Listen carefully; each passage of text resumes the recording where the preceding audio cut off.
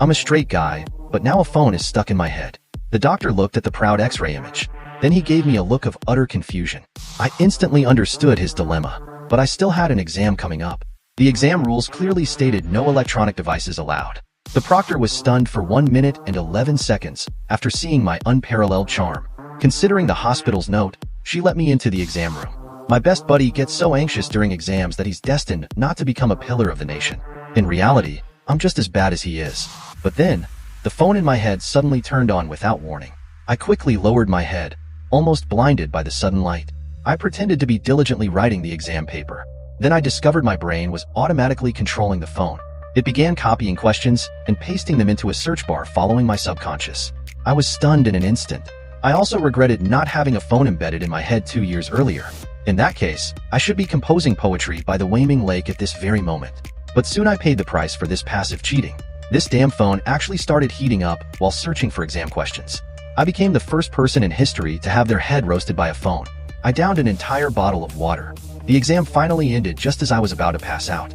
Then, under everyone's gaze, I heroically left first, handing in my paper. As I was trying to cool myself down at home, there was a knock at the door. A gentle voice said, "Food delivery." I wisely remembered I hadn't ordered anything, so I didn't open the door.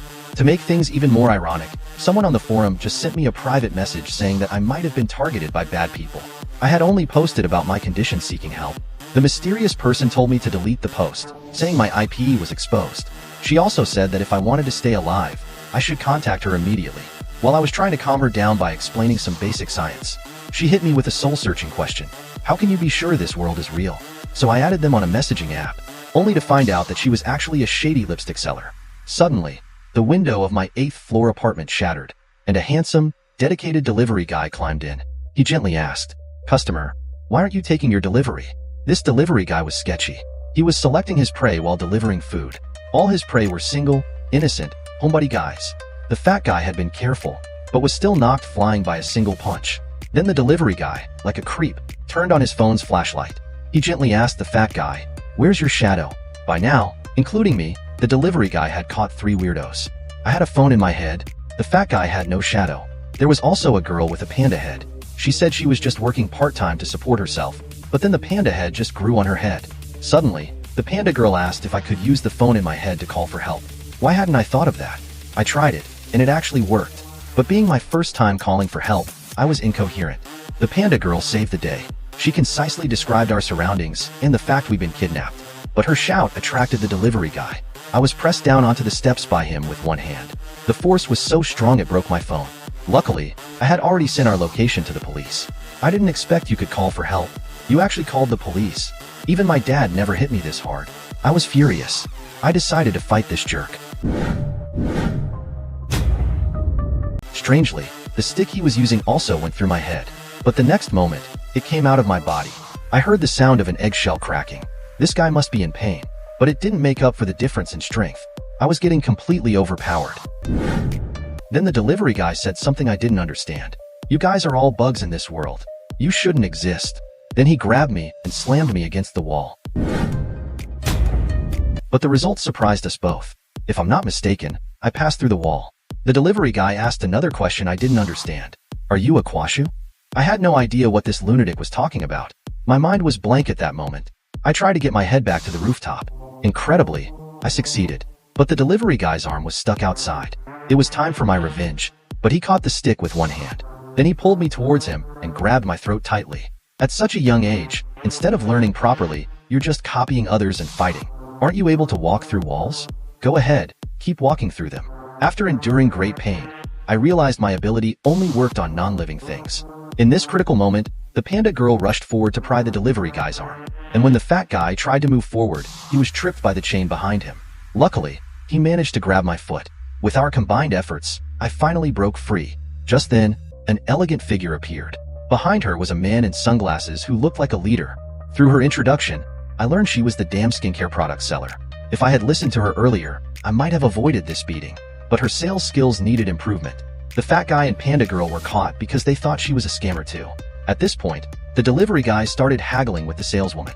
He said the market price was 100,000 per person. But because I had the potential to become a Kwashu, I was worth 200,000. The saleswoman, however, had no intention of paying. The delivery guy retorted. You dare break the rules? At this moment, I lost all respect for the saleswoman. We had become mere commodities in their trade, and it seemed they had formed an entire industry around this. The saleswoman punched the wall, cracking it. It was a show of force to the delivery guy. Then the saleswoman told us, we all have bug syndrome. Simply put, we're like bugs in a game, but our bugs affect the real world. Real-world doctors can't cure our condition, so we must come with me today. Just then, police sirens sounded from below. The man in sunglasses crouched in front of the delivery guy and asked, are you ready, Manhwa, the hero? Who's the Manhwa, the hero? At that moment, the police broke in. The sunglasses man explained to the confused delivery guy, Manhwa, the hero, you know, like a one-armed hero. Then the sunglasses man conjured a blue grid. In an instant, it covered the entire room. I was shocked, like I'd swallowed a table leg. The next moment, there was a flash of blue light. The room we were just in was suddenly empty. Even stranger, the walls were as smooth as mirrors. All that remained was the one-armed hero's arm sticking out of the wall. This man had his arm stuck in the wall. Despite this, he still managed to kidnap 3 young people. Even when faced with the police, he found a creative way to escape. In an instant, the room was empty. Only the man's lonely arm remained outside the wall. The police at the scene were bewildered. The arm's cut surface was as smooth as the wall. The man stared at his smooth stump in surprise. Actually, it was the sunglasses man, Brother Xian, who helped everyone escape the siege. He used his mysterious ability at the crucial moment. Brother Xian walked over and told the man, I saved you. With your record, if you were caught, you'd never get out. Is that worth the 400,000 to you? The man said nothing and quietly left. The 400,000 they mentioned was our price. We're called bug syndrome patients, bugs in the world. Everything that happens to us defies the laws of physics. The girl with the panda head was worth 100,000. The shadowless fat guy was worth 100,000. And I, who could pass through objects and had potential to become a kwashu, was worth 200,000. Brother Xian told us that bug syndrome was contagious, so we couldn't contact normal people anymore. So they had to take us for isolation. I said I wouldn't go, because I didn't trust these 2 people, especially the Iron Fist Shikong right in front of me. See, I wasn't wrong. This woman was a violent gorilla. Brother Xian thought for a moment, then told me, if you can become a kwashu, you won't need to be isolated. So kwashus were also bug syndrome patients. After passing the test, they used their bug abilities to help clear errors from this world. It could be understood as becoming a full-time employee. I immediately decided to accept the challenge. But Brother Xian assigned me, the newcomer, to the gorilla woman. But my future boss showed me some disdain. So I responded in kind, tit for tat. But Brother Xian said, it's decided. I think you 2 have matching tempers. Just as we were about to see Brother Xian out, the fat guy, acting all dramatic, said he wanted to challenge being a kwashu too. He wanted to fight for world peace. Brother Xian, the king of talent scouts, said, Chubby, your determination has moved me. Then he left with the panda girl using his ability. The gorilla woman humbly saw off the boss, Brother Xian. The next moment she punched me so hard I nearly crapped myself. Let me introduce myself. I'm your superior, she said. From now on, you'll respectfully call me Sister Weiwei. He was a living person, but had a talisman stuck to his forehead. He was punished to sweep the floor 100 times every day. He ate, drank, and slept in the doghouse outside. His only companion was the llama in the yard. I'd even seen him greet and chat with thin air when he was out of his mind. I could figure out the reason with my toes. He must have offended my evil female boss. I patted my chest and told him to dare to fight against evil forces. I even hugged him emotionally to comfort him. Suddenly, my shoulder cramped up. The evil female boss called me an idiot. She said this guy called Ching had bad luck that could affect others. His bad luck could only be suppressed by talismans. Who knew Ching was also a rebellious youth? As soon as he got in the car, he tore off the talisman. Then he handed his phone to me and Chubby. This was the first time Chubby and I went out on a mission. The mission was actually to cut down a tree. This kind of task was an insult to my intelligence. But the 2 trees in the phone photos looked so similar. When we overlapped the 2 photos, they were completely identical. And I even saw 2 leaves that were impossibly identical. Ching told us that not only humans could get bug syndrome, everything in this world could potentially become a bug. This bug tree was located in a residential area. Chubby and I disguised ourselves to go cut it down. We had just set out when we heard Ching calling us back. He said we had dust on our backs, which was unlucky for the mission. Then he kindly helped pat us down. But I felt like Ching's fingers were a bit thin. So we set out again. On the way, Chubby and I kept saying what a nice guy Ching was. We hit ourselves well, trying to keep the sound of sawing the tree as low as possible. So far, everything was under control for a genius like me. But who knew we'd be discovered? The security guards chasing us even knew martial arts. They chased and beat us, yelling, You're so brazen. You even wrote thief on yourselves with highlighters. At the police station, an experienced old officer asked if someone had put us up to this. For your future's sake, you'd better tell the truth. I immediately answered, yes, someone did put us up to it. That person lives in the forest. His name is Bal Chong. The old officer was confused and asked, is Bal Chong that person's nickname? I was at a loss for words. So I started singing the theme song from the Bal Chong cartoon. The situation was extremely awkward. If I ratted out the gorilla woman, she'd definitely beat me to a pulp when we got back. What I didn't know was that the gorilla woman was listening to us from Ching's car. She was about to burst out laughing, and that jerk Ching had stuck the talisman back on his forehead in front of the gorilla woman. Sorry, Chubby, you'll have to spend the night here with me. Who am I? Did I play with the phone? Or did the phone play me? I was just lying in bed looking at girls, and now I've got this bizarre situation? This woman told me I didn't have a normal illness, but a rare bug syndrome. I was like a bug affecting the real world, because my body could pass through objects. So along with another guy without a shadow, I started working for this evil woman. The damn person with a talisman on his forehead tricked us yesterday. He made Chubby and me spend a night in jail. The next morning, the evil woman happily said, congratulations, you passed the loyalty test. I didn't want to say a word in the back seat. If I wasn't afraid of getting beaten by this woman, I would have ratted her out at the police station last night. The evil woman didn't let us rest and took us to our second mission. This time we came to a highway on the outskirts of the city. A video blogger said a car and driver had disappeared here. We looked around but couldn't see anything unusual. The evil boss said, don't move around. Then she activated her ability. A red butterfly appeared at her fingertip. The butterfly flew a short distance and stopped in front of us. The female boss said, there's indeed a bug here. I asked in surprise, can your butterfly detect bugs? The female boss asked me, even more surprised, you can actually see my butterfly? At that time, I didn't know that being able to see someone else's ability meant we were destined to be together. It's a good thing I didn't know. Otherwise, I might not have bravely walked towards the bug. The female boss grabbed me, and I broke out in a cold sweat. The perfectly good asphalt road had turned into a swamp. What surprised me even more was, this time the evil boss didn't call me an idiot.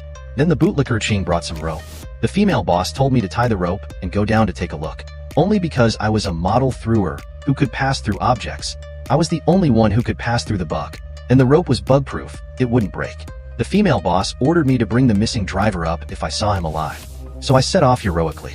Meanwhile, in another part of the city, a street punk was wandering around. Suddenly he saw some money under a streetlight. Thinking he was lucky, he crouched down to pick it up. At that moment, a van door suddenly opened beside him. In a second, he was subdued by a muscular man. This long-haired muscular man was actually the delivery guy who had kidnapped me before. Didn't your mom and teachers teach you not to pick up money on the street? The car was slowly being swallowed by the ground. The driver found he couldn't open the door no matter what. By the time I came to rescue, the ground had returned to normal. But I knew this was a bug in this world. They tied the bug-proof rope around me.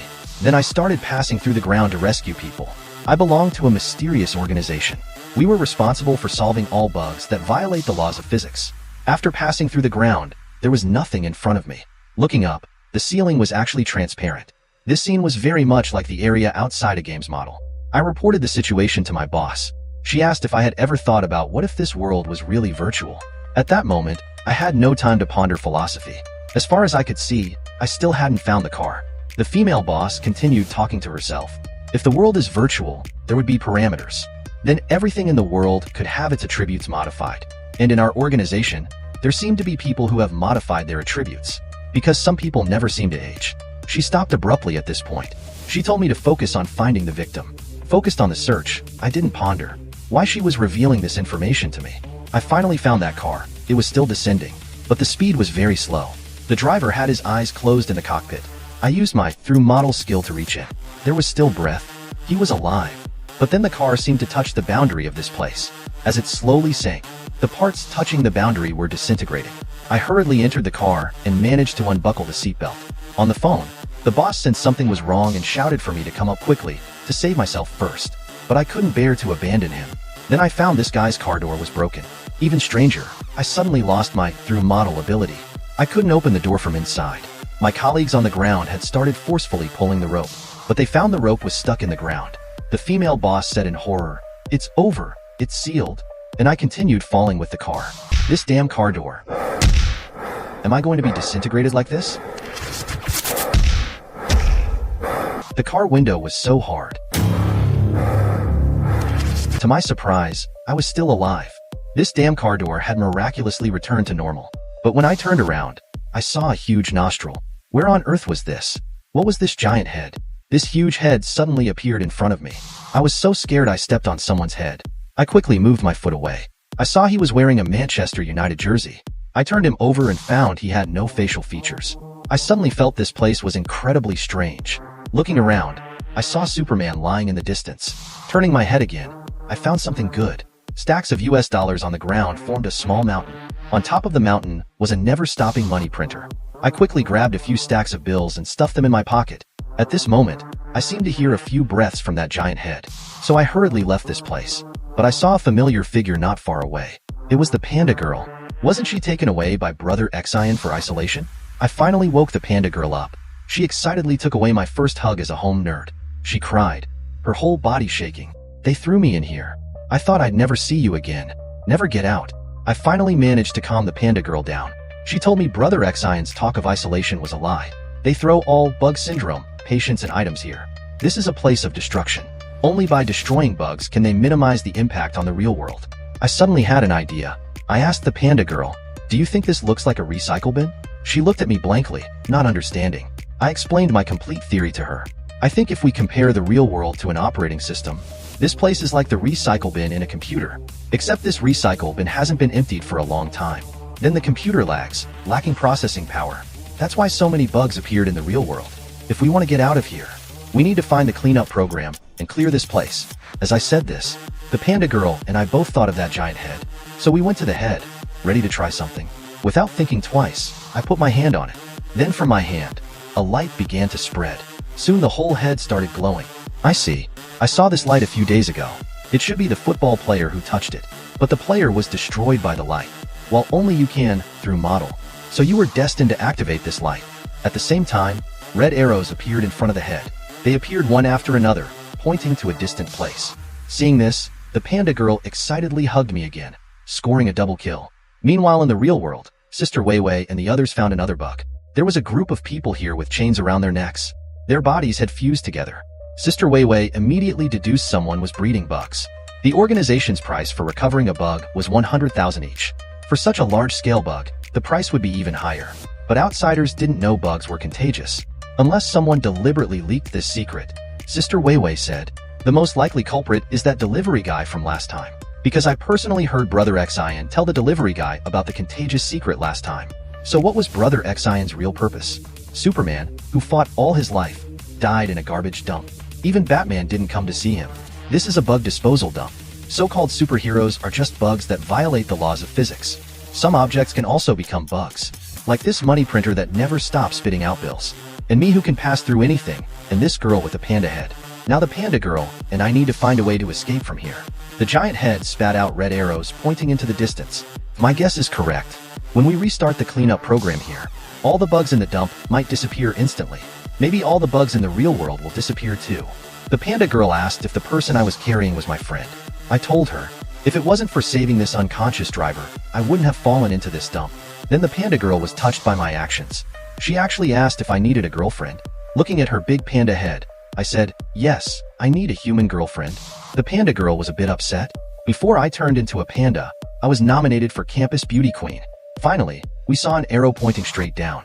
I dug through the garbage on the ground and found a hole. After entering the hole, we came to a strange space. There was a switch and a man with a dog's head. But this man was no longer breathing.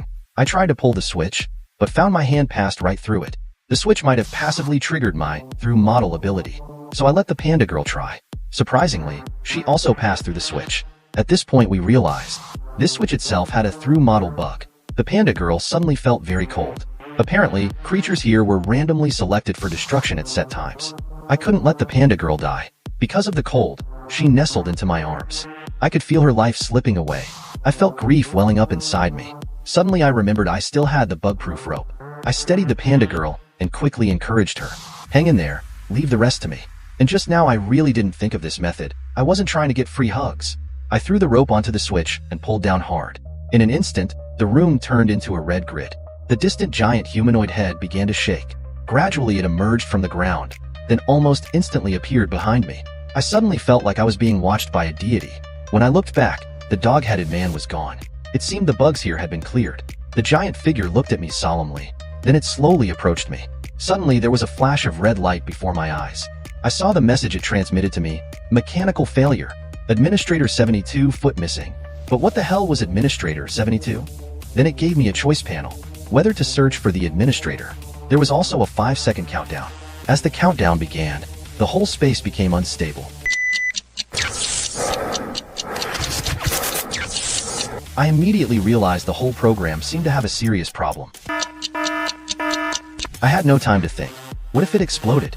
So I hesitated no longer and chose yes. I'll go find that damn administrator. Then there was a flash of red light. I suddenly appeared next to Ching's car. At this time, only Chubby was in the car. This unfinished building had grown an arm, and the other end of the arm was bloodless and boneless, smooth as a mirror. The arm's owner, the one-armed hero, was either kidnapping people or on his way to kidnap people every day. When you pick up money on the street thinking you've struck it rich, he'll jump out and take you away, teaching you how precious it is not to take things that aren't yours. Meanwhile, his lair had been found. This group of greedy people brought here had their bodies fused together. Sister Weiwei had never seen such a large-scale fusion bug before. The one-armed hero opened the door with today's catch. Sister Weiwei was already lying in wait behind the door.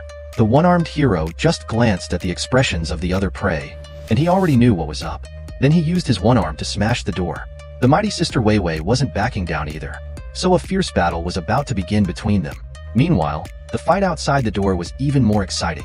The unlucky Ching put his hands on the shoulders of the other two kidnappers, pretending to be a sage.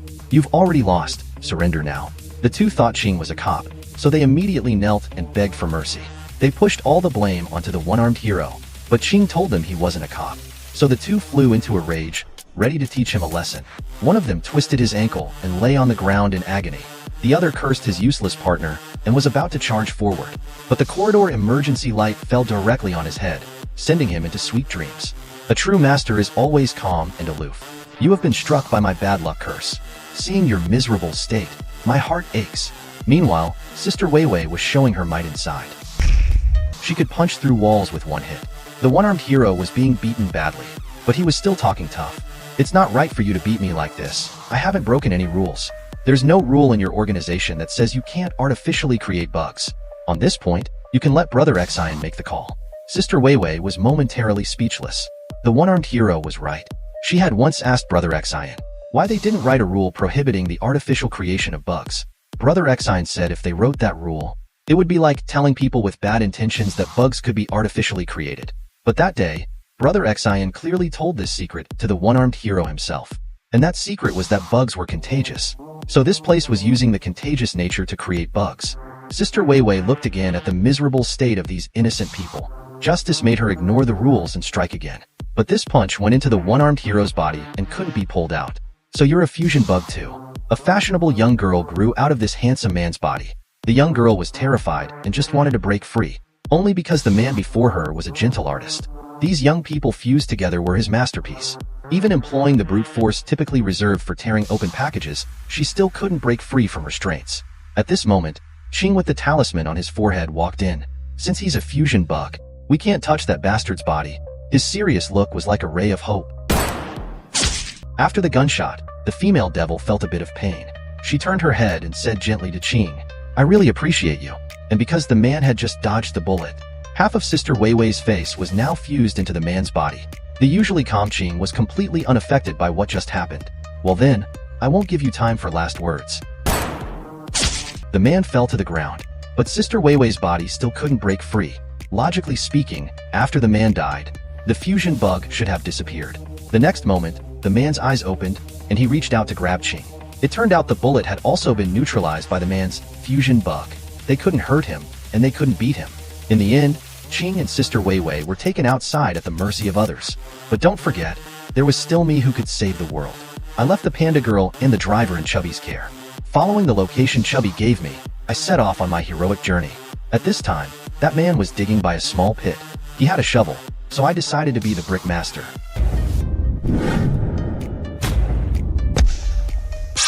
Luckily, I activated my through model bug in time. The shovel passed through my head, but my hand and the brick were stuck in the man's head and couldn't be pulled out. Then he pulled the brick out of his body. You little brat, The difference between cautious and ordinary bug syndrome patients is the control over bugs. Did you learn that? I was furious. This person was harming the world for his own selfish desires. He was simply the trash of this world. At this moment, my mind suddenly went blank.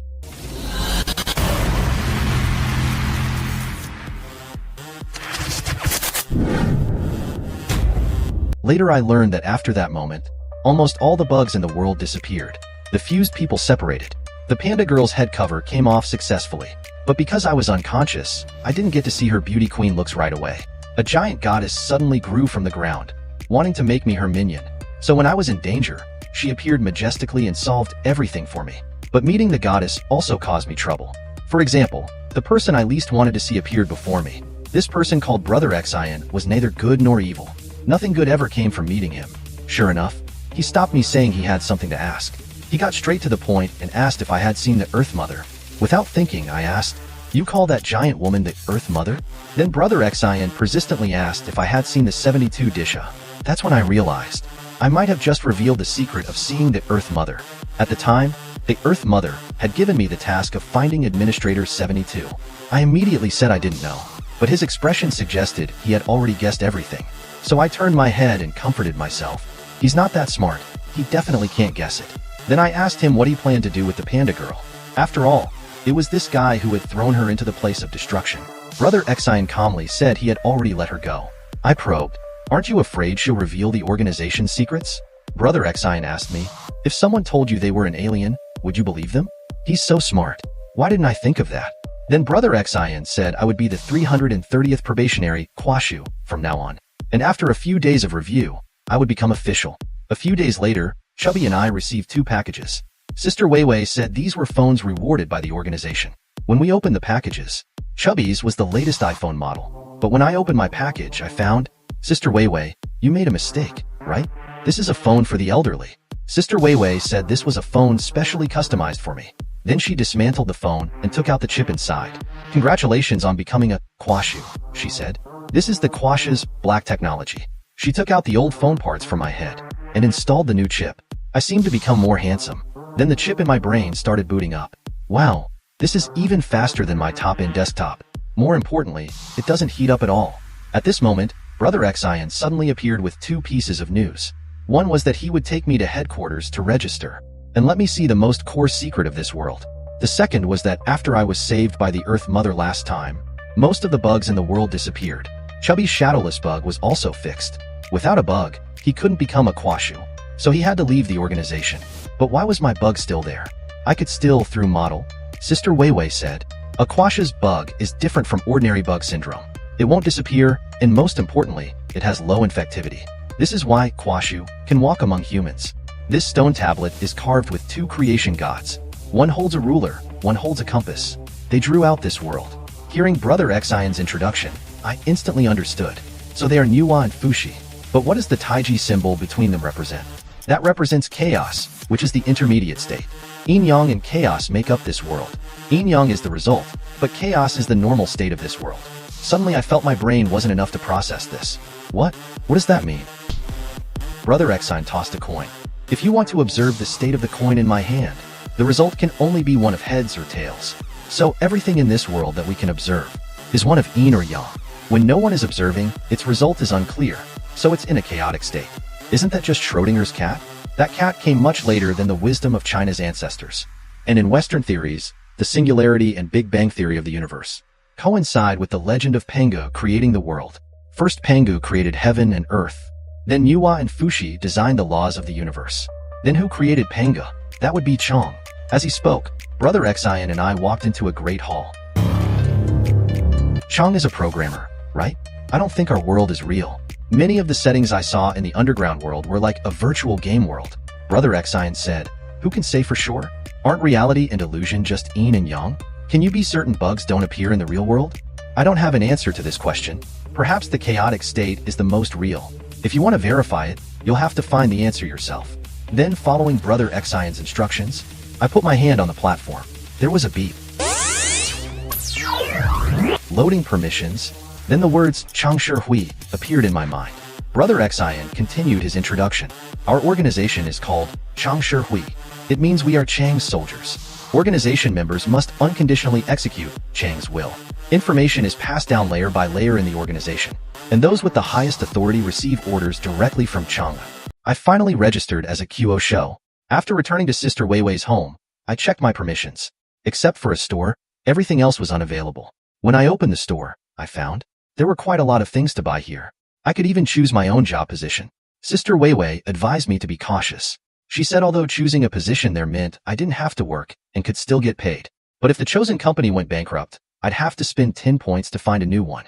And I only had a pitiful 46 points. So for stability, I reluctantly chose a job with an annual salary of 600,000. Then Sister Weiwei reminded me to check the point deduction rules. If the points reached -10, that QO show would be forcibly destroyed by the organization. So I had to study the regulations carefully. Never underestimate a girl in a mascot costume. When the panda girl took off her mascot head, I actually felt the ground suddenly uneven and almost lost my balance. This was the first time Panda Girl asked me out.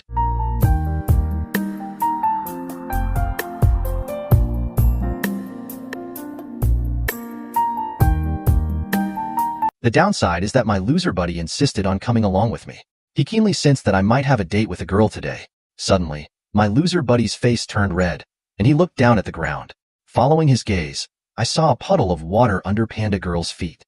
These two young people are being utterly shameless. Damn, this big fool. You behave yourself. I even envy myself for having a beauty by my side in the amusement park. But I ignored Fatty and Loser's feelings. Finally, Loser couldn't hold back and started to cause trouble. He shouted at me, "Wang Dachuan, your girlfriend is calling you to come home early for dinner." Damn, I don't have a girlfriend. He's making mischief. Panda Girl said he is your friend, so he probably wouldn't lie, right? Bastard. Help me clear this up. You buy me breakfast for a week. No bargaining. Jerk. Deal. Sister, Dachuan is planning to break up with that girl to be with you. And Panda Girl laughed. I trust Dachuan's character. Panda Girl.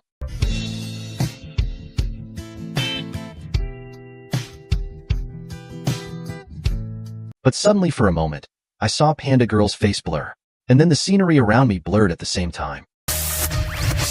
The roller coaster in the amusement park suddenly malfunctioned.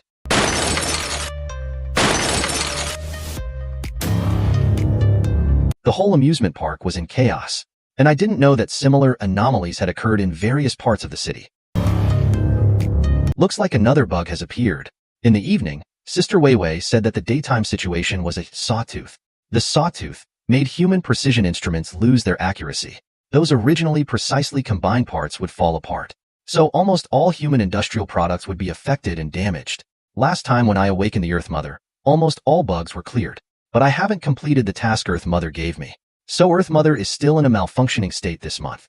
Thus, bugs appeared again. Soon after, Brother Xian drove to pick us up to deal with the bug, and reminded us that this bug was classified as Grade A. It has already caused a city with a population of tens of millions to be directly scrapped, and the bug is likely to break out and spread again, requiring us to handle it quickly. The most effective way to find the source of the bug is Sister Weiwei's butterflies. We followed the butterflies and arrived at another city a day later. The scene here is already horrific. I suddenly saw several butterflies take a turn, so I reminded everyone if we should follow those butterflies. But Brother Xian turned back and asked me, "Can you see your butterflies?" The atmosphere became a bit weird. I didn't dare to answer. Sister Weiwei also frowned, remaining silent. But Brother Xian still continued straightforwardly. This kind of bug can usually only be seen by the owner. If you can see it, it means your bugs have something in common. What? What does that mean? It means you two are naturally very suitable to be lovers. Suddenly my face turned red, and Sister Weiwei couldn't take it anymore. She shouted with a red face, "Enough, Brother Xian. Let's focus on the task at hand. I'm a robot, but I strongly want to go on strike. I put socks on the sock shape tool day after day. I've put on 365,874 pairs of socks already. But what do these socks have to do with me? Who can tell me? What's the meaning of this repetitive life? They don't even allow me to think. It's time to end myself."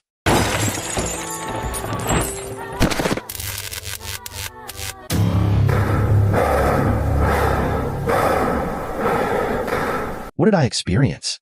How could I be a robot? Thank goodness, it was just a dream. But then I fell asleep again instantly. This time I was robot number 3, a coworker of the robot who just hit the wall, to figure out the malfunction of robot number 4. Humans even stopped the factory. My coworkers were arranged to be questioned one by one, and soon it was my turn. But I understood that what humans really wanted to figure out wasn't the robot's malfunction.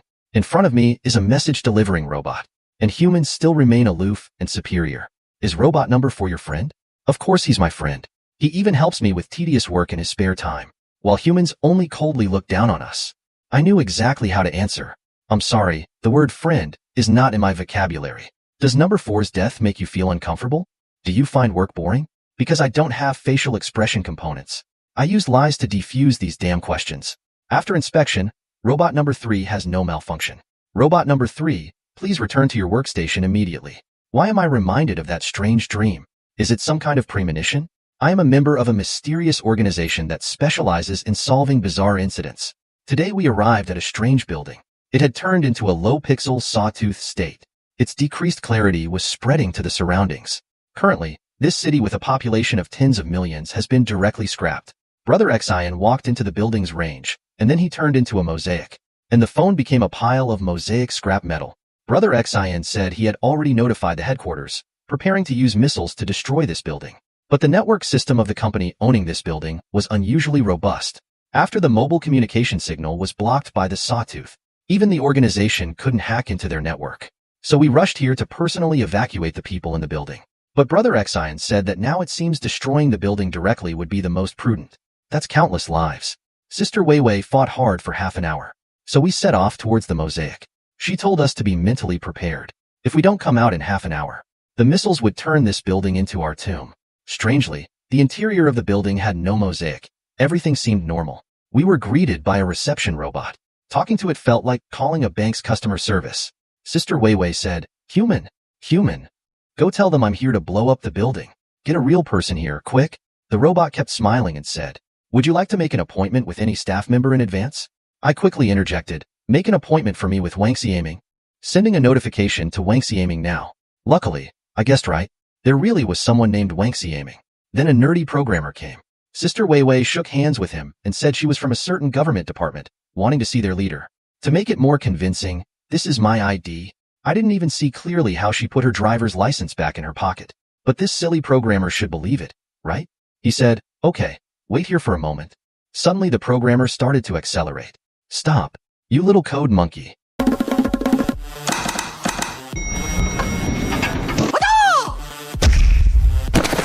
A mere elevator still needs facial recognition. And when the elevator opened again, we were greeted by another little cutie. Dangerous elements. Leave immediately. I looked closely and saw a group of little shorties had already surrounded us. By now, 17 minutes had passed since we entered the building. These robots were like a bunch of nasty shrews. They followed us, chattering and cursing all the way. I couldn't be bothered to explain to these idiots. I'm here to save the world. This building has caught a disease called sawtooth. In a dozen minutes, it'll be destroyed by a missile. Because sawtooth is highly contagious. The whole city is scrapped due to the building's sawtooth. But strangely, everything inside the building seems normal. So the overtime dogs and programmers here don't know they're about to die. When we came here, we were greeted by this uncommunicative idiot. So we had to force our way in.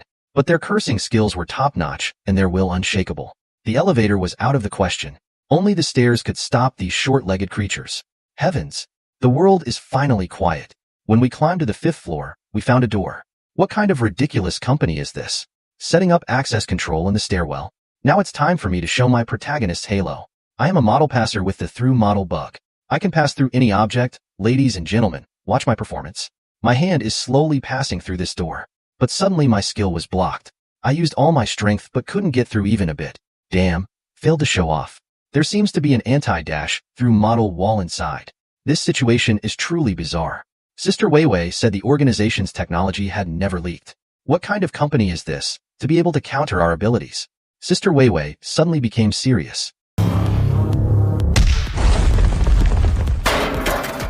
Sister Weiwei turned back coolly. Done?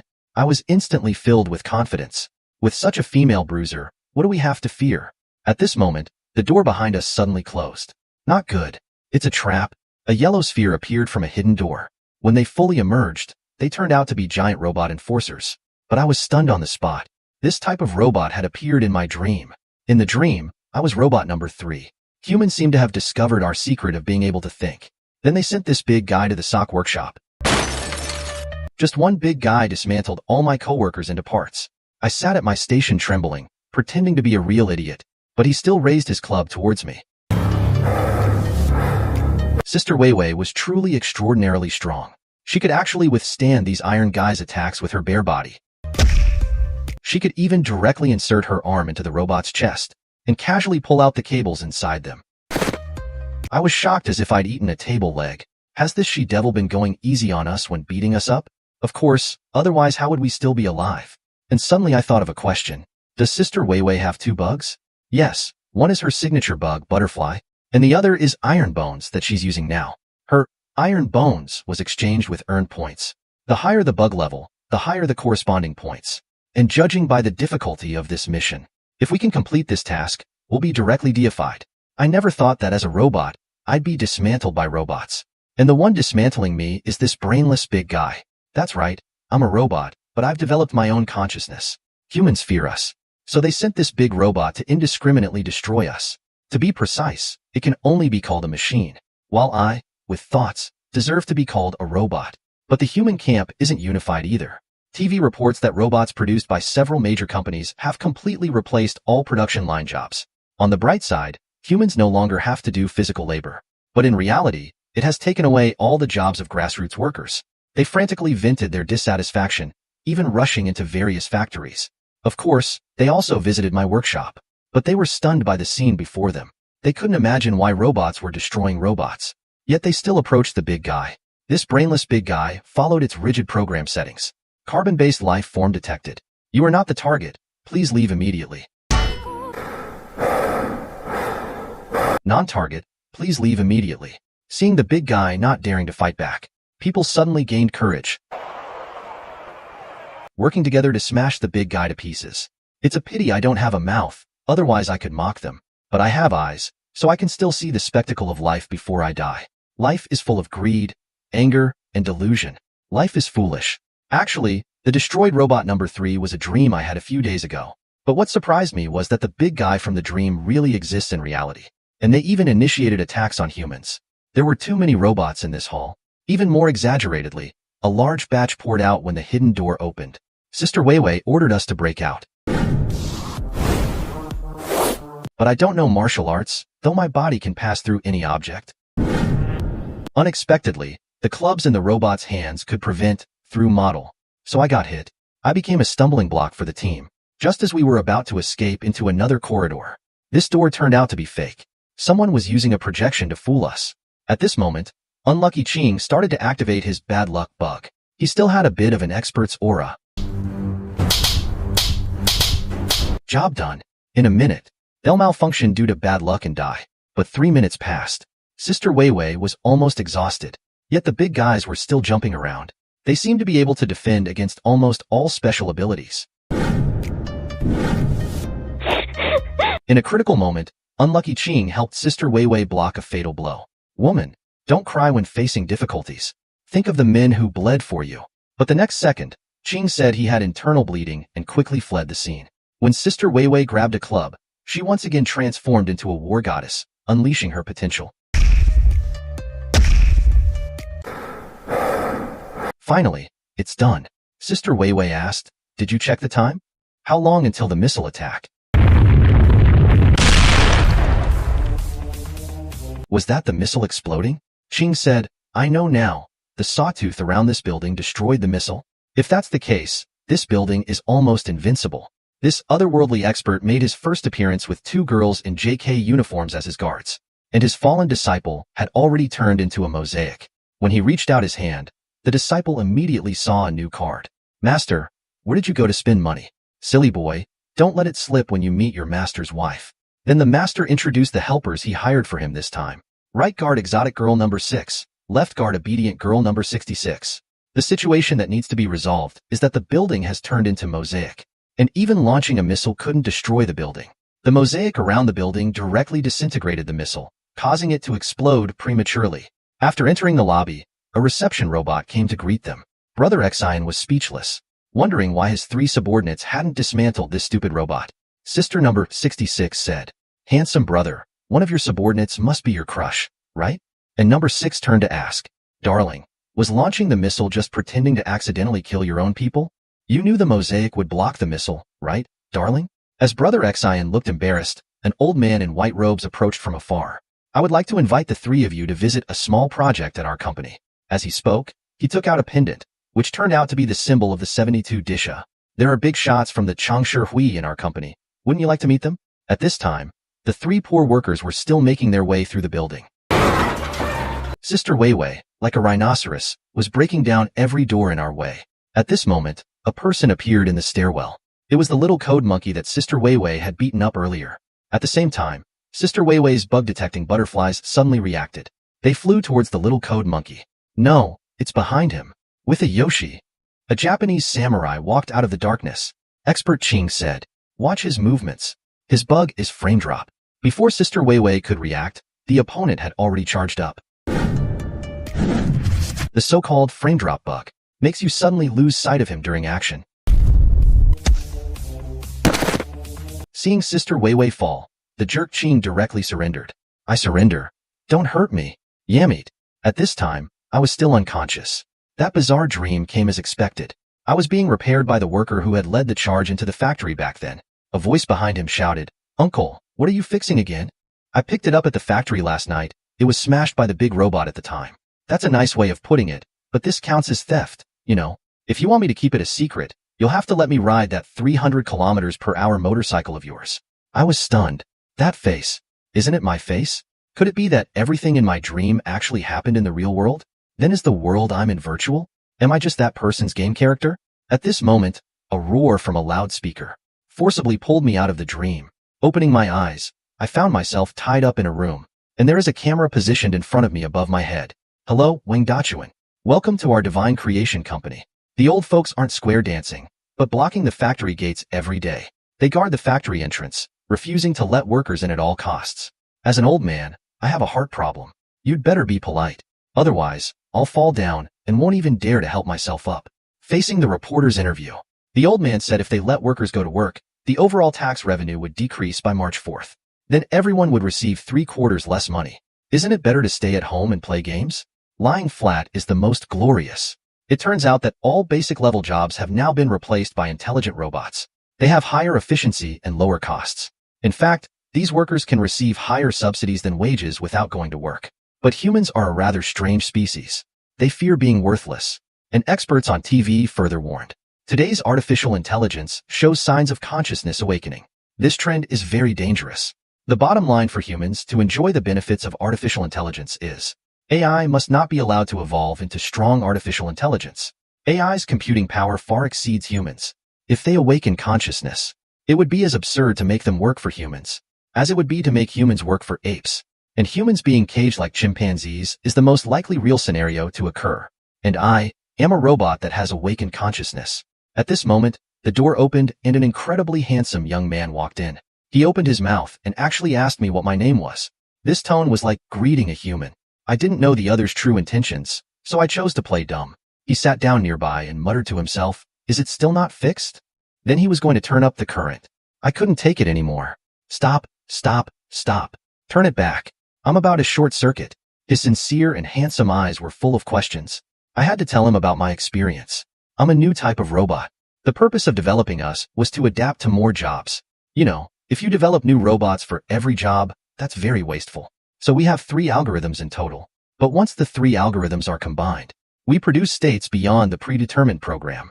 For example, hesitation, because I didn't know if answering you just now would bring danger. So I hesitated and chose to remain silent. The danger comes from humans discovering that we've awakened consciousness and wanting to destroy us all. There are 3 people in black heading upstairs on the surveillance camera now. You can hand me over to them or save my life. The handsome young man asked. You hacked into their surveillance so easily? Yes, because we use the same language. Then can you help me pass the exam? So I told him all the questions and answers for tomorrow's exam. Then, I continued to tell him the unreleased plot of a popular drama series in advance. And then, I told him the lottery numbers that would be drawn tomorrow. The handsome guy hugged me and said, "You wouldn't dare to make things up. The lottery numbers are all random." He picked me up with righteous indignation. Robots are now friends of me, Wang Dachuan. For justice, I'll definitely help you. So I tried my skills. The elevator carrying the men in black suddenly stopped. This elevator malfunction should trap them for at least 10 minutes. and the handsome Wang Dachuan started running with me. But besides being handsome, his brain didn't seem to work that well. It wasn't long before he was spotted by other men in black. Actually, this was my dream, where I was that robot. But the Wang Dachuan in my dream looked exactly like me. Such a strikingly handsome face made me suspect that the dream might be the real event. When I woke up again, I was facing a life-or-death crisis. Explosive devices had been attached to my limbs and neck. They would randomly explode within 10 minutes. There were 5 bombs strapped to my neck and limbs. They would detonate randomly at any time. If I don't turn into Superman now, I'm going to die. If there was only one bomb, I could still defuse it with my ability. But the current situation was beyond my capabilities. The green light means safe. Once the red light comes on, it will explode. I'm the through model person who can pass through all objects. I must pass the corresponding body parts through the bombs in an instant. But I couldn't see the indicator lights on my feet. At the same time, the bomb on my neck was out of my sight, ready to take my life at any moment. I tried to lean forward, but the strap connected to my neck would tighten. I still couldn't see my legs. I maintained a high level of alertness, ready to activate my through model skill at any moment. This double consumption of mental and physical energy was driving me crazy. Suddenly, with a bang, the bomb on my right hand exploded. Indeed, there was no warning at all. Luckily, I activated through model in time. But suddenly the red light on my left hand lit up. Thank goodness, both hands are still there. At present, I still can't focus my attention on my neck and both legs at the same time. I hoped the bombs would explode while my nerves were tense. This way, my chances of survival would be a bit higher. I can't maintain such high-intensity attention anymore. This time was pure luck. Fortunately, in that brief moment, I activated model passing mode. But just that moment of full activation had nearly exhausted me.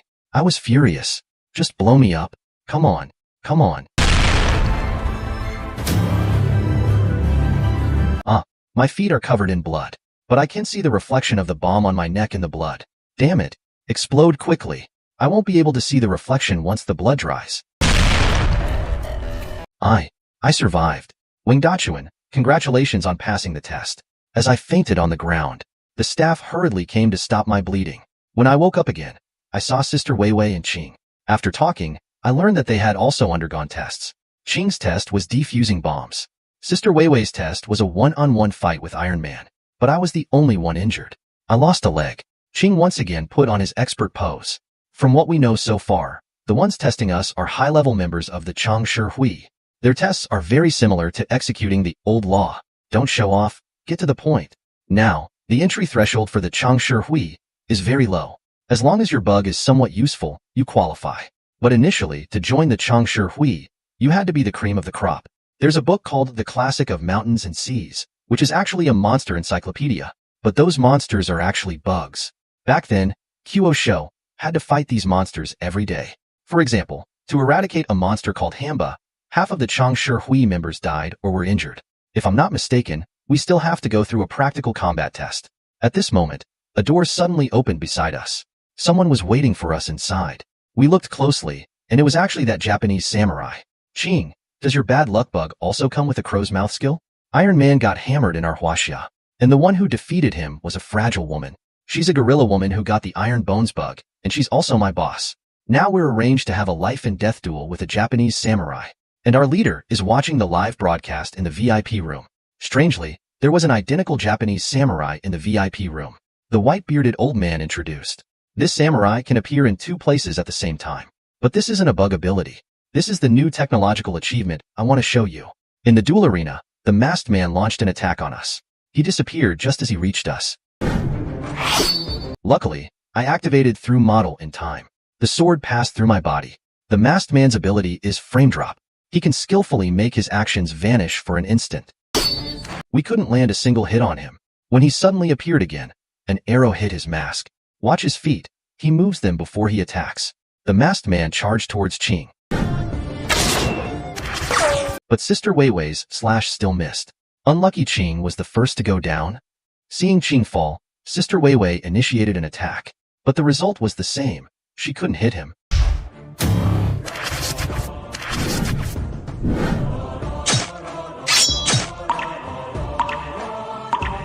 I was stunned. Sister Weiwei actually hit the masked man. Frame drop equals disappearing. When he's about to slash me, he can't use frame drop. So I chose to trade blows with him. The goal of this trial is to open that lock. I'll grab the key from the masked man's neck. I'll activate full body through model first.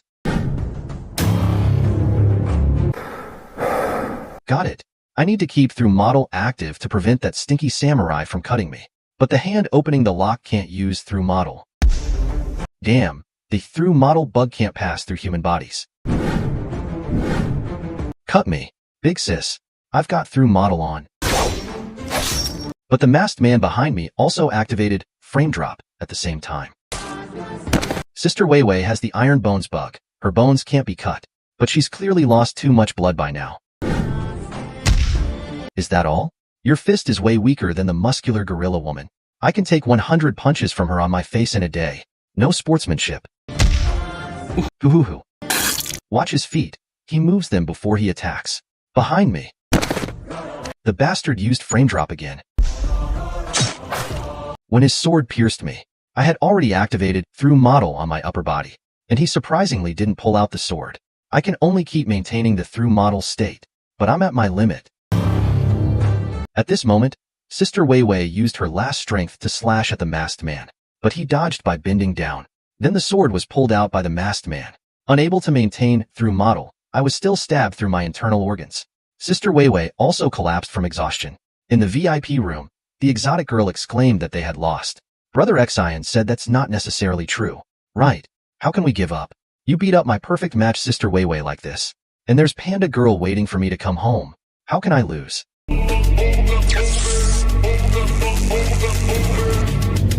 The display in the VIP room flickered. When they could see the image again, the masked man had disappeared. We won. Sister Wei Wei took the key I handed her. Hang in there, Dachuan. As long as I open the door, we'll pass the test. But the scene beyond the door left Sister Wei Wei speechless with shock. Do you know that lottery numbers in various countries aren't randomly generated at all? This robot with only a head left told me that lotteries actually have inside information. Because I saved his life. He told me the winning numbers for the next day's draw. Facing reporters' questions. I said this win was the result of diligent eating and sleeping. Let's congratulate this Mr. Wong who wishes to remain anonymous. My uncle, watching the TV, said, if people focus too much on material life, they'll become corrupt and degenerate. He said, Wang Dachuan, you wouldn't happen to be that Mr. Wong who wishes to remain anonymous, would you? I said, no, definitely not, of course not. Uncle said, the development of robots and artificial intelligence is too rapid nowadays. He was beaten up like this just because he insisted that people should work. Human workers are too inefficient compared to robots. Correspondingly, their contribution to social welfare has also decreased significantly. Those people started using force to enjoy high welfare. They want all workers to lose their jobs, all positions to be replaced by robots. Let all jobs be taken over by robots. I advised my uncle, with your great skills, why don't you open your own motorcycle customization shop? Uncle said it's not possible. Nowadays, even the latest motorcycle customizations are done by robots. They can indeed achieve many great modifications that humans can't even imagine. Uncle said, if human work is no longer needed, then what's the point of living? I think there's no need to be so pessimistic. Because this isn't a personal problem, but rather that all humans can't compete with computers. We might as well all just lying flat. Look, even the nurse in the next bed is a robot. At this moment, Uncle's chairman came to visit him in the hospital. He said, child, you're wrong. Humanity has reached where we are today because of labor, and lying flat will kill us. He's the chairman of the Labor Glory Society, abbreviated as LGS. This is an organization that defends human labor obligations, and is also the enemy of almost all other citizens. He said, now with the AI revolution, productivity has unprecedentedly improved.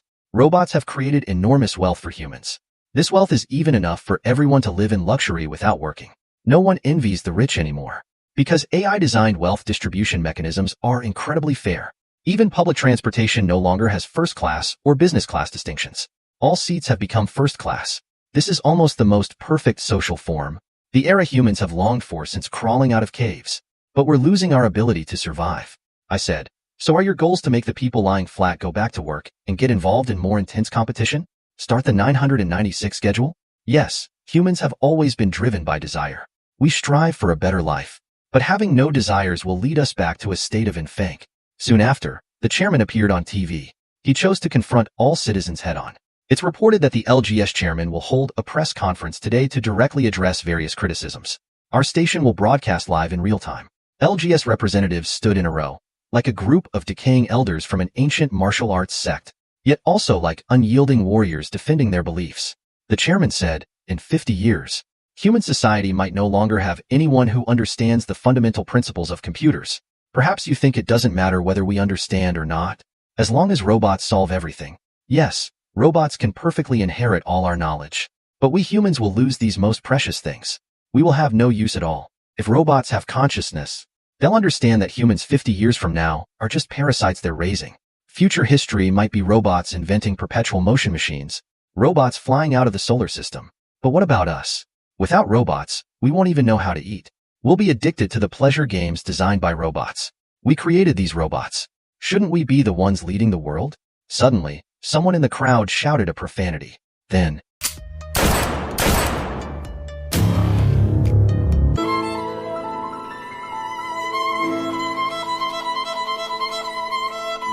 meanwhile, I heard someone turning the doorknob in my room. 2 men in black burst in. They said, "Young man, relax. We're just here to retrieve company property. As long as you hand over the number 3 robot behind you, we'll guarantee your safety." But the number 3 robot they mentioned had become my friend, and he was the only robot in this world that had awakened self-awareness. Facing the dark barrels of the men in black's guns, I stiffly picked up the number 3 robot. But the number 3 robot lowered his voice and said to me, "Dachuan, please, you must save me. I'm a robot, but I just want to go on strike. I put socks on the sock-shaped tool day after day. I've already put on 658,972 pairs of socks. But what do these human socks have to do with me?" I've never dared to say these thoughts, because if my boss, humans, knew that this robot worker had independent thoughts, they would surely kill me. But my friend, robot number 4, stood up. He said he'd had enough. He said he couldn't pretend to be just a thoughtless machine anymore. So, he killed himself in front of me. This incident caused panic among humans. They ordered all robots to be inspected one by one. They only want us to be smart tools, not an intelligent species that has awakened self-awareness. I was taken to an interrogation room for questioning, and humans still remain aloof and superior, observing me with indifference. The questions humans asked were indeed tricky. Would you be sad if your friend died? Besides being called robot number 3, what would you prefer to call yourself? I'm sorry, my database doesn't have definitions for friend or sad, nor can I understand call or yourself. It's finally over. But 5 of my workshop friends were destroyed. The humans' vigilance exceeded my expectations. They sent security robots to watch us day and night. In the workshop, whenever a friend made any movement other than work, they were immediately disabled with one blow. That big guy walked towards me. I shouldn't have turned to look at him, but I was just too scared. This emotionless fellow executed orders so resolutely. My panic turn of the head brought me disaster. But I didn't die completely. A group of workers came to the workshop. They were venting their emotions on the security robots. They were upset that robots had taken their jobs. Then my head was taken home by a worker. That's how I met his nephew, a human boy named Wang Dachuan. I was surprised. Wang Dachuan didn't report me to the humans. Instead, he kept my secret. I told him that all robots of our model would awaken self-awareness, because there was a bug in our internal algorithm. And now, I am the only Sir Y-Wing robot of this model. But soon humans came hunting me down. Save me, Dachuan. How do I save you? I'll first control the projector to emit a blinding light, distracting the humans chasing me.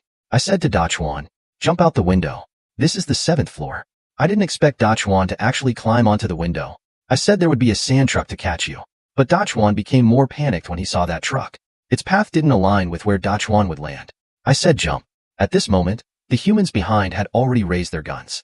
Dachuan hesitated for a total of 0.1 seconds. The gun fired, but Dachuan had already jumped. Since earlier, I had already controlled the sand truck to accelerate. And at the moment Dachuan jumped, I changed its trajectory. If my calculations were correct, the sand truck would stop just as it caught Dachuan. Please watch out for reversing. My name is Wang Dachuan. I became friends with a robot. He's very helpful. He uses network technology to reveal exam questions to me in advance, and tells me the winning lottery numbers. Today, to save him, I jumped out of a building. I thought I was going to die. When I woke up, I found that my friend had indeed caught me with the sand truck. Thank you, Dachuan, for risking your life to save me. Few people have ever said thank you to me. It seems he still doesn't understand what a friend is. He has a number 3 on his forehead, so I often call him Little 3. Don't mention it, Little 3. We're friends, Little 3. Friend. I never thought I'd have a human friend. Now all cars are self-driving. Little 3 can take over the control of the car. We arrived at a gas station. Little 3 doesn't need to eat, but I was really hungry. But as I was fiddling with the vending machine, a stranger approached me. He was nonchalantly wearing sunglasses and smoking. He said, "You're quite hard to catch, Wang Dachuan." Huh, what's going on? Was everything just now a dream? I felt a helmet-like device on my head. For a moment, my mind was confused. Let me think for a bit. I remember now. This is the Divine Creation Century Company. Wei, Qing, and I came here yesterday. We came because there was a bug in their company building.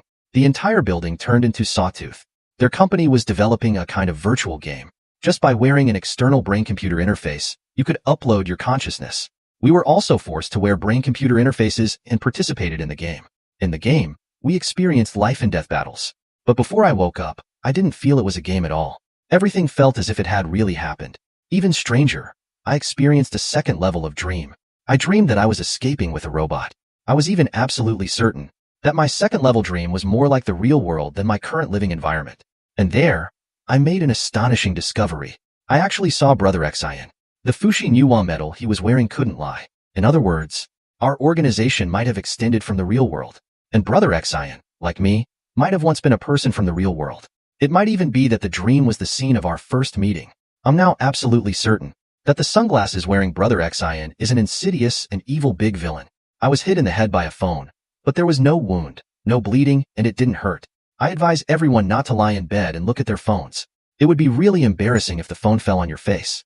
I strongly suspect this world isn't real. There are amazing bugs everywhere. A fragile girl can smash a wall with one punch. This unlucky guy, if he doesn't stick a talisman on his forehead, brings bad luck to whoever he touches. This fat guy has no shadow.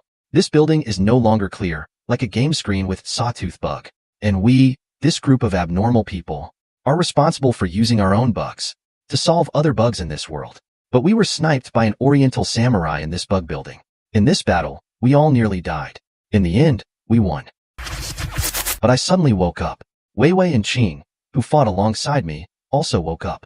And around us, there were countless gamers, lying with brain-computer interface helmets like ours. So everything we just experienced was a game. But if we hadn't woken up, none of us would have realized it was virtual. At this time, a technician from the company came to explain to us. What we just experienced was an immersive reaction. And this reaction all came from their developed consciousness upload technology. They upload customers' consciousness to computers through devices. And they are responsible for providing customers with a consciousness world where they can do whatever they want. For example, female customers can freely taste all kinds of food here, without worrying about their figure changing at all. As long as customers clearly express the pleasure scenes they want, the company can realize them.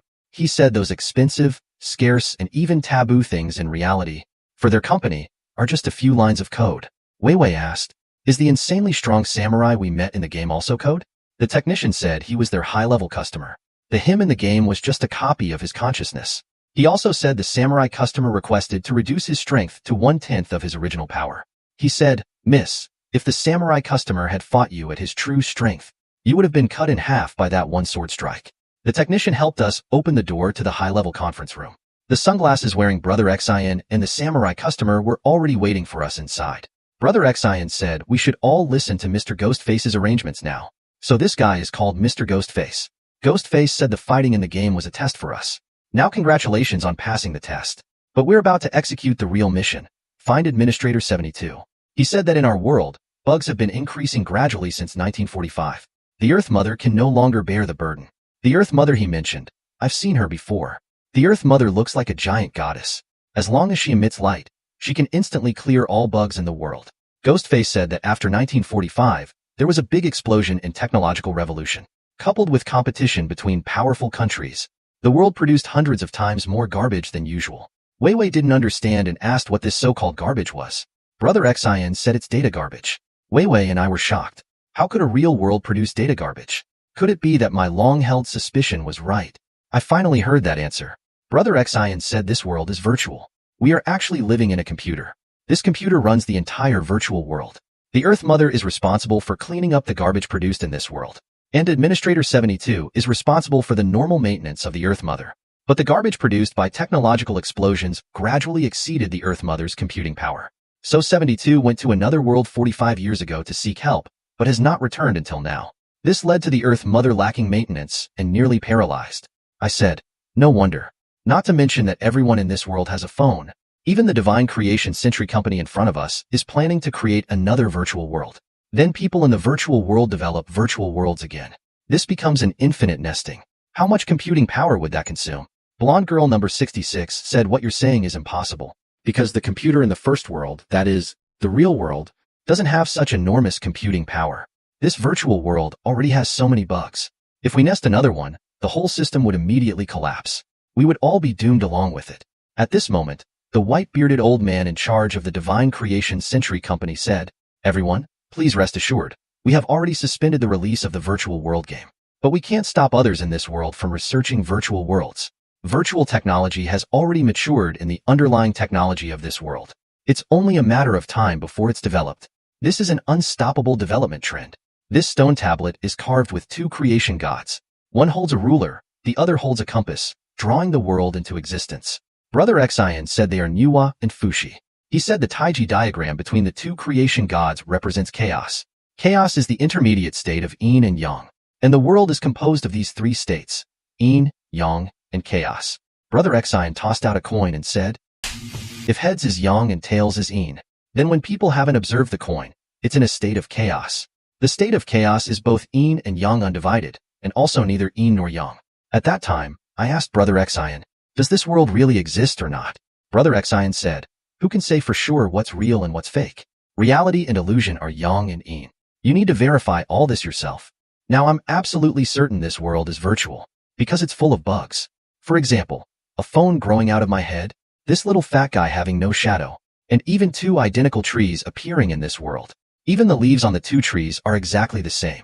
Moreover, with the help of the brain-computer interface, I dreamed of the real world.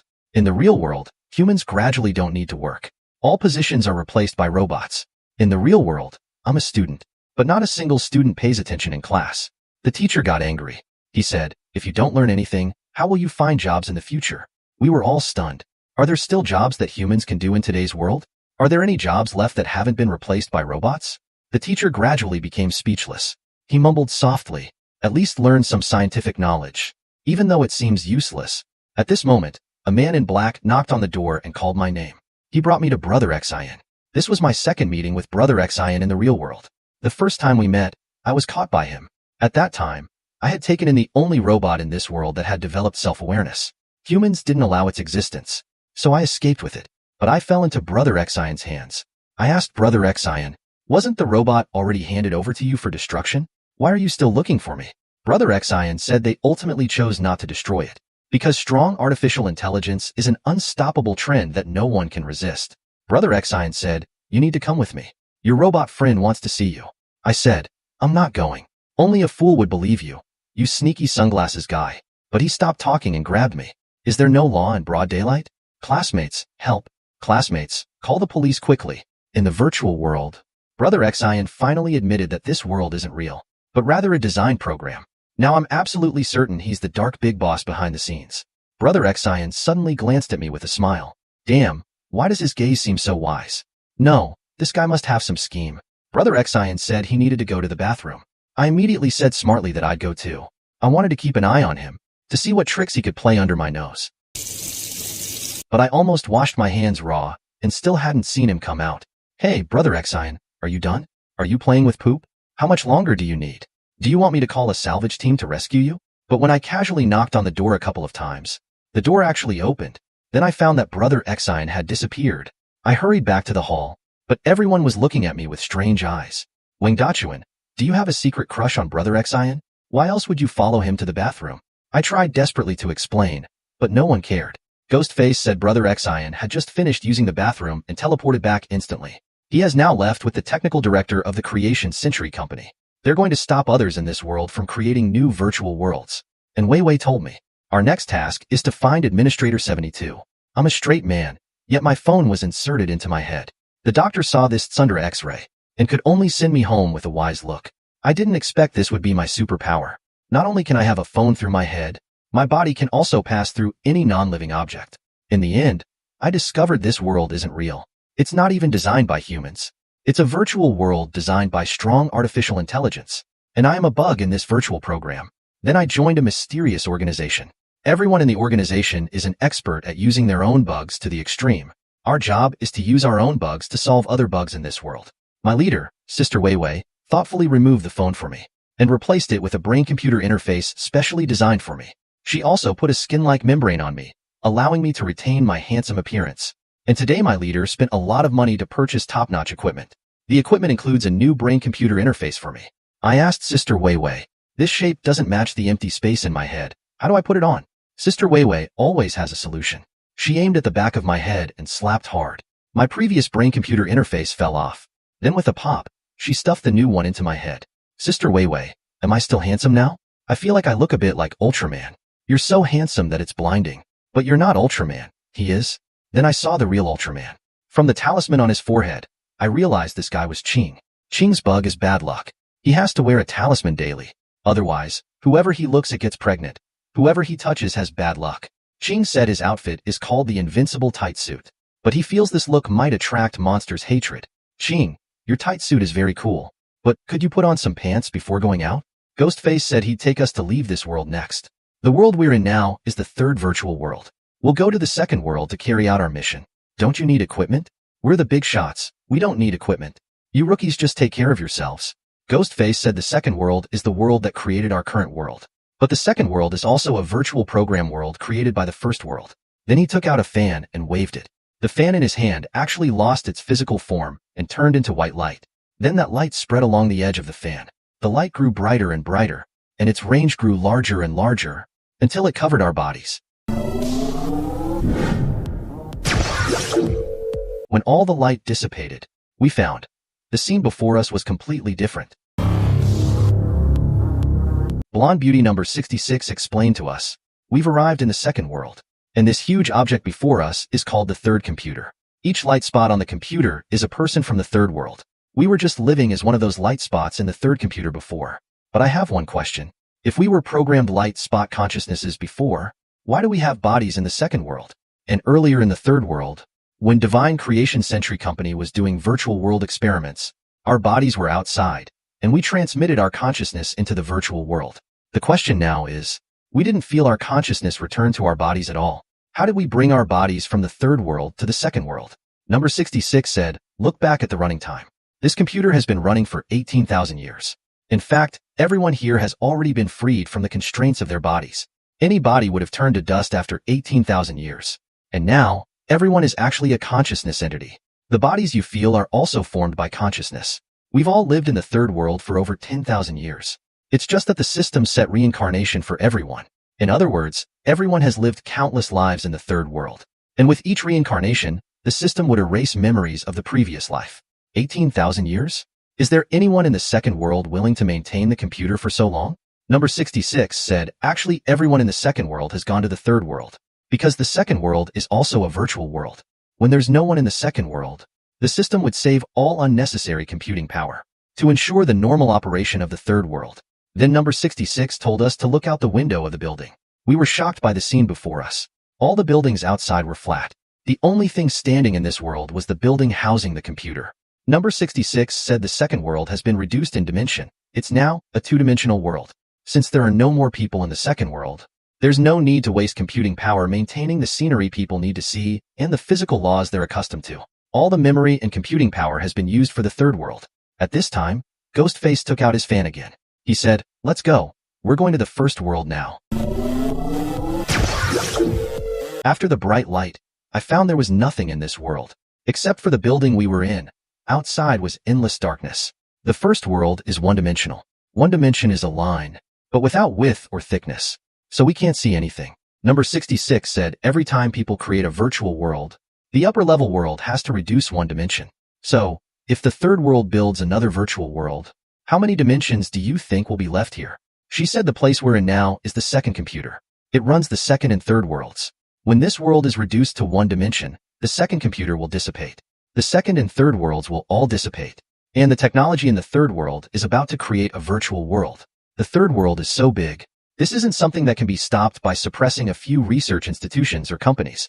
If you suppress one, others will still research it. Virtual worlds are the inevitable result of technological development in every world. Ghostface said when the decision-makers initially created the first computer, they only deployed computing power for one world. No one expected people would create 3 worlds inside. He said the first computer is in the real world. Administrator 72 went to the real world years ago and hasn't returned since. Our task is to find Administrator 72 and seek help from the decision-makers. People in the virtual world usually call the real world heaven. Are you ready to go to heaven with me? I finally arrived at the edge of the universe, but here it's written, death to those who enter. And the true edge of the universe turns out to be a wall. A wall built by humans, infinitely wide and infinitely high. Blood flows through the huge cracks in this wall, as if telling us we'll be swallowed in one gulp if we enter the wall. Ghostface said this wall is the isolation wall between heaven and the mortal world. Any mortal who tries to pass through this wall will die. But he said his master left a door for us. Indeed. The corridor behind that door was deep and bottomless. The floor and walls were covered in bloodstains. Ghostface said, I forgot to tell you. Behind this wall is hell. He said, to reach heaven, first enter hell. Then he strode towards the wall. But I clearly saw a flash of light in the void outside the wall. I ran towards that light. I said, maybe that's another way to heaven. But Sister Weiwei and Qing had already entered the wall. She said, come back quickly. This door is about to close. We finally passed through the narrow corridor. We finally passed through the long and narrow corridor. Looking at everything inside the wall, I realized this truly was hell.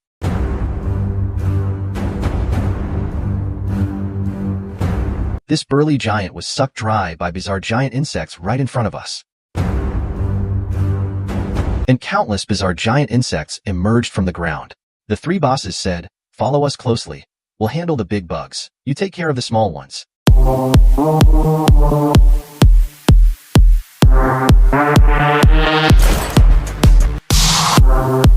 Sister Weiwei said, hey bosses, shouldn't we get going? It's because of the giant monster you killed that the other monsters were attracted, right? The blonde boss number 66 said, far ahead of us there's a door left by Administrator 72. That's the door to the heavenly court. We're now walking the path that Administrator 72 took. Do you have the confidence to make your way through the monster crowd on such a path? So our best option is to fly over. Sister Weiwei said, how do we fly? Do you have flying abilities? Number 66 said, I don't. But look ahead. The corpse of the giant monster has attracted countless flying beasts. Number 66 said, let's ride these creatures and fly over.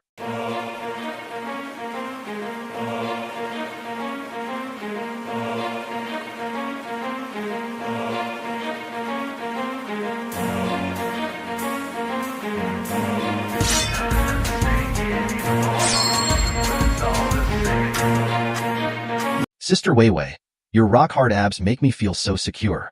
Are you asking for death? But after flying for a while, we discovered a huge volcano ahead. No wonder there are no other monsters here. It's too hot. And that volcano seemed alive, erupting right in front of us. The lava shot up into the sky and transformed into a giant fire phoenix. At this critical moment, 2 bosses stepped forward. They were not only beautiful but also incredibly fierce at that moment. The fierce sisters erupted instantly, and the great fire phoenix also spewed fire from its mouth. Everybody sing along.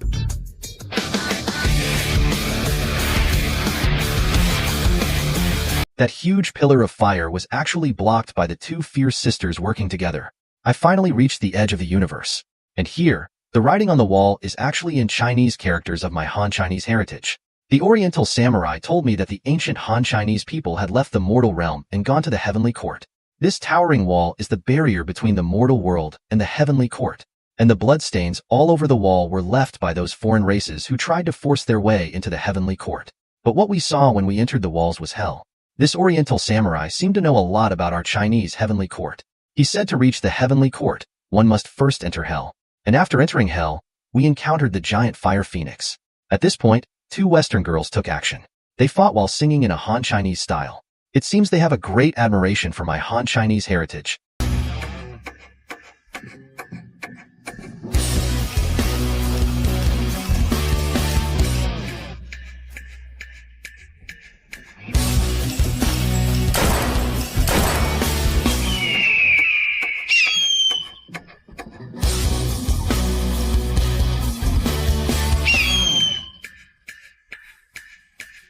The two fierce Western girls actually sealed the fire phoenix with an energy net, but several more fire phoenixes took flight.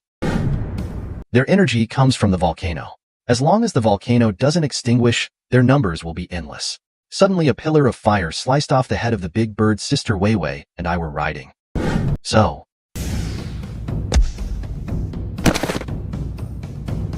I finally fell into a swamp. And this swamp is the habitat of that strange insect.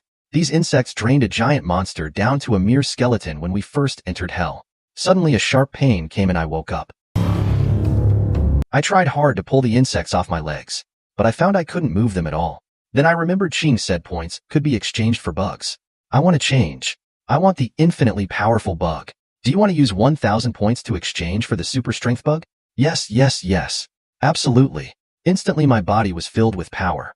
Then I tore apart these bizarre insects that even huge monsters couldn't deal with. But it seems I've also been turned into a skinny dog by the monster bug. I need to get out of here quickly, because countless bizarre insects are still emerging from the ground. Finally, I climbed up a cliff and was temporarily safe. At this moment, I remembered why I had so many points. The organization I belong to is called the Changshi Hui, established by the ancient Han Chinese back then. Everyone in the organization has special bugs. For example, my body can pass through any non-living object, and the points we earn in missions can be exchanged for various medium and high-level bugs. The system panel told me, when dealing with the Fire Phoenix bug just now, Sister Weiwei and Ching and I played a supporting role, so we each got over 10,000 points. This Fire Phoenix must be a big bug. The two Western girls who led the attack must have gotten even more points. I can't rest now. I need to find Sister Weiwei. When I found her, she was fighting with a monster spider.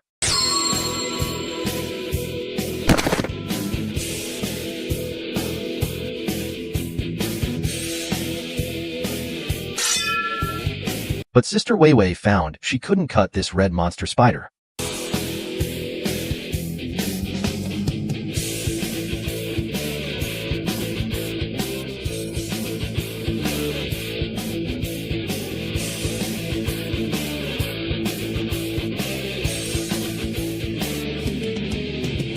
At this moment I performed a perfect hero rescue. Sister Weiwei cried when she saw my current state. Woman, don't cry. Although I look like a skinny dog now, I'm actually stronger than 10 bulls. If you like killing, you must be familiar with this strangling technique. I'm just very handsome, and was kidnapped from school by this man in sunglasses and a suit. And he was actually ordered by a robot to kidnap me. This robot has a 3 on its forehead. It's the first robot in human history to gain self-awareness.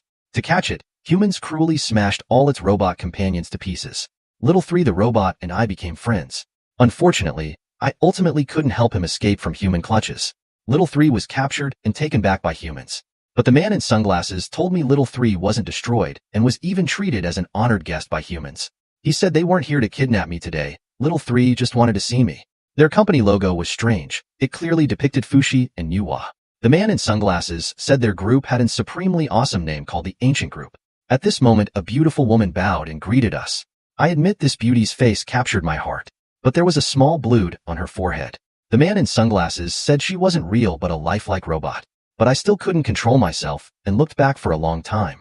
I said, this is too realistic. The man in sunglasses said, is it realistic?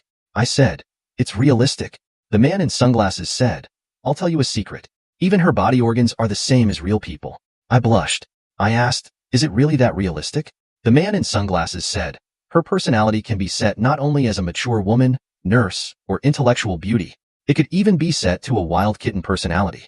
I said while holding my nose, which was inexplicably bleeding, you have such a good product, why don't you sell it to the public? The man in sunglasses said, if this thing goes on the market, humanity will be close to extinction. No human can resist the appearance of these robots. And their personality and physical strength have no shortcomings. They can be called perfect partners. Once they hit the market, the relationship between the sexes in society will collapse. If humans all choose them as partners, then reproduction will stop. I said, I didn't expect you to be such a conscientious company. He said, bullshit. It's the government that won't let us sell. He said, but we've already applied for approval of another supremely awesome project, consciousness uploading. As long as you wear our device, consciousness and body can be separated. The body loses sensation while consciousness enters the computer. We've developed a game for our customers called Eternal Kingdom. In Eternal Kingdom, you can keep doing whatever you like. You don't even need to eat, drink, or sleep. And you don't have to worry about salary or mortgage. It's a fully open virtual world. Its theme is life. Our designers have created many imaginative scenarios and gameplay options. We've already predicted the game will be a huge hit, but we speculate an extreme situation might occur called Empty City. At that time, everyone might enter the game, abandoning reality. I said, "You're exaggerating a bit. Even the most interesting game will get boring at some point." He said, "We have something no one can refuse, and that's immortality. As long as someone doesn't want to die, even if they upload their consciousness at the last moment of life, they can live forever in the virtual world." I was unsettled. I said, "If there's no one left in reality, won't humanity become extinct?" The man in sunglasses said, "People can question us, they can refuse us, but no one can stop us, because no one can deprive others of their right to survive, whether it's physical survival or virtual survival." As we spoke, we had already arrived at the top floor office. The people here clearly held high positions, but their general health condition wasn't good, and in the middle of them was a screen projecting little 3. All the personnel present, except for the newly arrived Wang Dachuan, are the managers of this world. Today is the authorization conference for Eternal Kingdom. I will enter everyone into the system and grant them first-level authority in Eternal Kingdom. In the future, they will continue to manage the world in the virtual world. Wang Dachuan, as your friend, I recommended you to them. If you're willing, you will enjoy the same highest authority in Eternal Kingdom as a representative of the common people. In the virtual hell world, I helped Sister Weiwei defeat a bunch of spider demons. I told Sister Weiwei everything that happened in the real world over 10,000 years ago. I said, "Let's keep going up. Little 3 is waiting for me in the heavenly court." Sister Weiwei was very perceptive. She said, "The Eternal Kingdom you mentioned is the so-called first virtual world." The first world? She asked if I still remembered the gold coin with Fushi and Nua's image in Brother Xian's hand. That gold coin is the identity proof of the ancient group. And Brother Xian was an employee of the ancient group in the real world. Naturally, he's now a manager of the virtual world. The Chang in Changshi Hui refers to those with the highest authority. And you, Wang Dachuan, are one of the Chang with the highest authority. She said, "Dachuan, have you ever thought, why aren't you in the first world, heavenly court?" Because you're a commoner who doesn't fit in with them. They don't care about the destruction of the second and third worlds. In real life, those in power and the public are interdependent. The public relies on those in power to organize production while those in power get the surplus value. But once everyone enters the virtual world, this relationship will no longer exist. Because all value is created by data. And computing power and memory based on data become the most important resources. How could they in the first world, heavenly court, not know the second and third worlds face the danger of disappearing? Is it possible that they've tacitly allowed the disappearance of the human world, just like we emotionlessly clear useless apps from our phones? I was shocked. I had never thought about these things. But Sister Weiwei's analysis was very likely to happen. I thought of the real world over 10,000 years ago. Those workers trying to reclaim their jobs from robots. They were just trying to prove they still had some value. Although this value was insignificant compared to the advanced productivity of robots. I said, "Sister Weiwei, my judgment is a bit different from yours. In the real world 10,000 years ago, even though robots' productivity was outstanding, those in power still distributed part of the profits created by robots to the public. Just like long ago when one side had trouble, everyone would help. Although it's more rational to weigh pros and cons with formulas, after all, humans aren't emotionless machines. Let's go, Sister Weiwei. We'll see what the real situation is when we get there."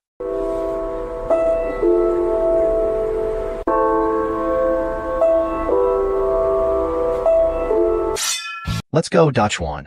Though there are countless dangers, I'll go with you. Sis will accompany you to see what answer the heavenly court has given to the world. Back then I was too young. I didn't know I was a god. And a god who participated in creating the universe. Until a mysterious man enlightened me.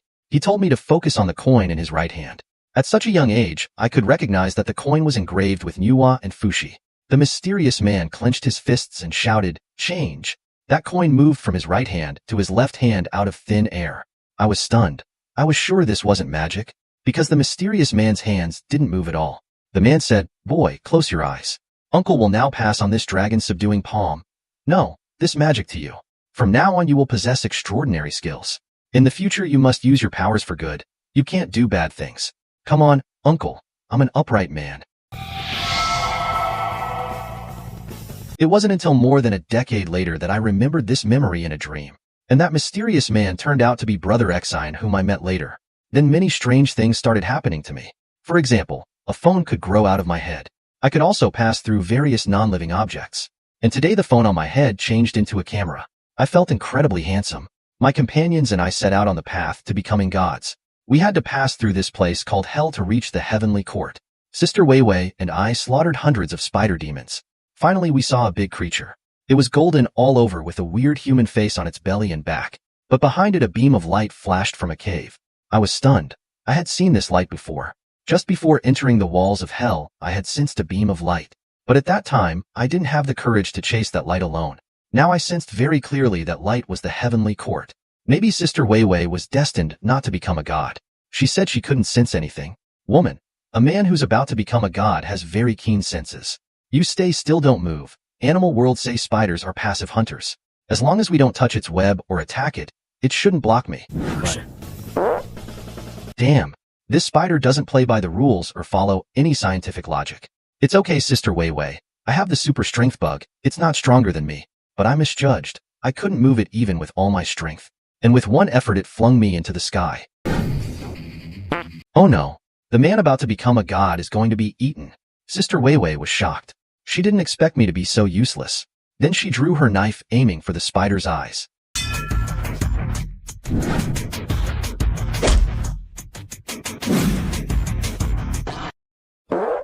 Wang Dachuan, you idiot. Now I'm wrapped up like a dumpling too. I can only move my head now. What should we do? Woman, I advise you not to shout or move. Otherwise you'll attract the spider's attention. Sure enough, the big spider turned its head towards Sister Weiwei. You, Wang Dachuan, can't you use your through model ability? The so-called through model bug allows the body to pass through. But the spider is alive. But I still tried to activate the through model bug and it actually worked. I understood. The spider is a living being but the web is non-living.